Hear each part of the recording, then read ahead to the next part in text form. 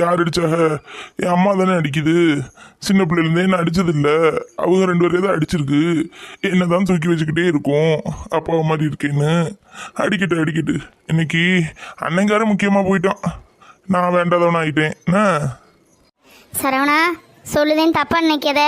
பெரியவங்களுக்கு எப்போவுமே மதிப்பு கொடுக்கணும். நமக்கு எது எது நடக்கணும்னு எழுதியிருக்கோ அதுபடி தாண்டா நடக்கும். சரி, என்ன வருத்தப்பட வைக்காத, நான் போகிறேன். அண்ணே, என்ன மன்னிச்சிருண்ணே.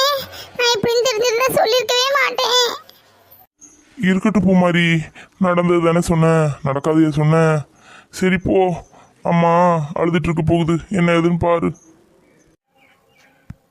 போல இந்த வாழ்க்கைதான் அடையார் சொல்ல கூடும், அது போகும் போக்கதான். கண்ணால் காண்பது இங்கு பொய்யாய் மாறுமா? எங்கோ போனது என்னிடம் வந்து சேருமா?